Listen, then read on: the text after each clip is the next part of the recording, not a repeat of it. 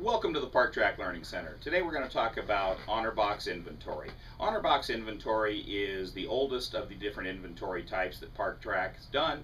We've done this since the early 1980s. Not a lot has changed. Obviously a lot of locations have gone to electronic meters, but the honor box isn't going anywhere anytime soon. So, you'll be able to follow along as usual on the side of the screen on what I'm viewing on the handheld.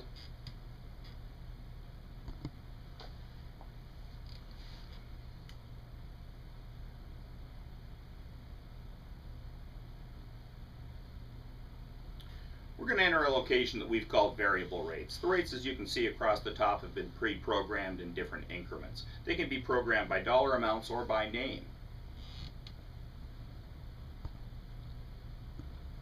What we're going to do, if you can see over here to my left, we have two sample honor boxes that we're going to inventory today. So what we're going to go through is put in the amounts that are in. We're going to start with the normal one on the left-hand side. In this case, we have $1 install 1, so I'm simply going to choose $1 and save that. We have no payment in 3 until stall 3, so I'm going to skip stall 2, go to stall 3, and then put in $1.50. Then we have no payments until stall 20. So rather than skipping all the way to number 20, I'm just going to go ahead and go to 20.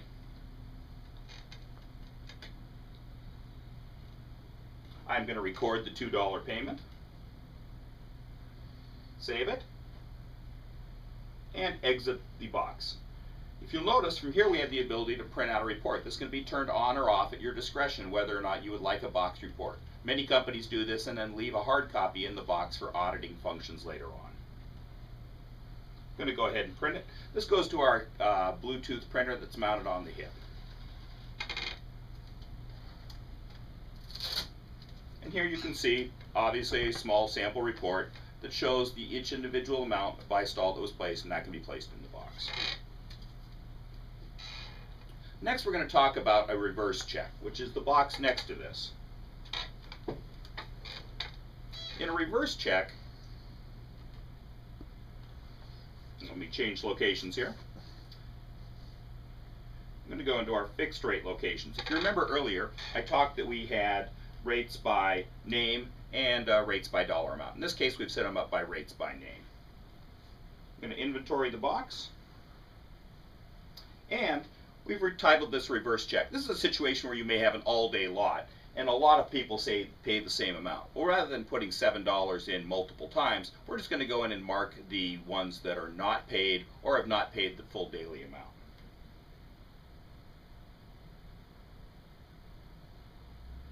So we come up to stall 1. Stall 1 has paid. We're going to skip forward to stall 4, which is the first one that does not pay $7. And we're going to put in the $1.32 payment that was made. Save that. Next stall that has a discrepancy is 6. We'll skip to 6, put in a $0 amount, and then everything is paid except for stall 14. Again, we're just going to go to 14 rather than skipping ahead. Put in the $0 amount and save that.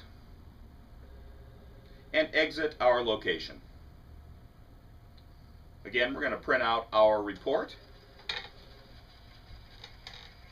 And in this case, it's going to be quite a bit longer, because what has happened is it has pre-populated all these stalls with the $7 amount. So now we're going to go out to the lot and we're going to match up these payments with the cars parked in the parking lot.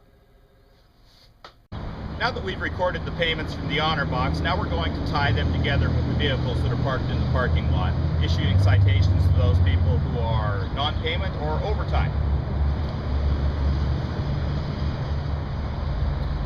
Since we use license plate recognition in the general overview, I'm going to go with the most common method of entering the license plate number, which is keying them in.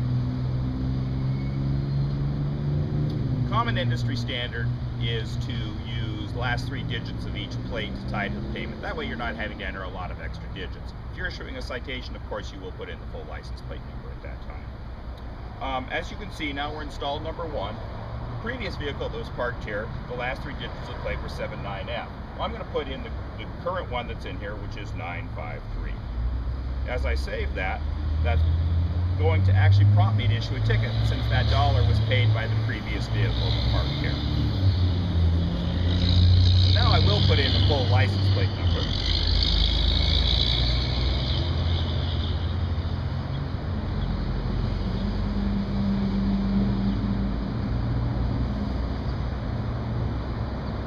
And as you can see, it has an existing ticket. Full scofflaw is operating in the background at all time, and it's going to tell us information about this. Now at this point, they only have one non-payment violation from yesterday. I'm just going to go ahead and issue a ticket anyway.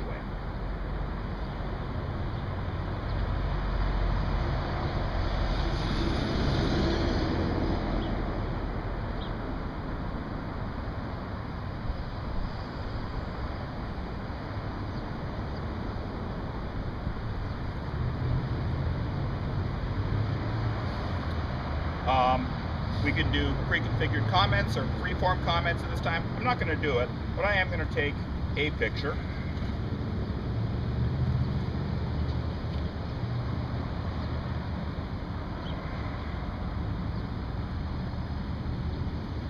And then print out the citation.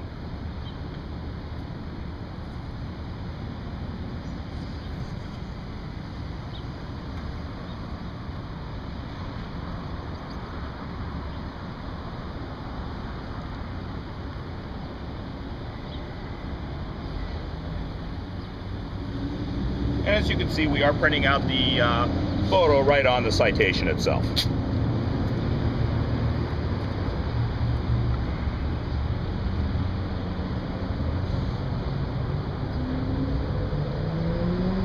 Now moving on to the second vehicle. As you can see, this is actually the same vehicle that is in the box that was here earlier today. Since that one was already issued a citation today, I'm going to go ahead and skip over that. Our next stall, as you can see, has $0 payment, but there is no vehicle in there. So I'm just going to go ahead and mark that as an empty stall. So you can see as you go along, you're tying together these payments with the individual stalls, issuing the citations. You would continue through the entire parking lot. That's pretty much it for honor box parking and how it works.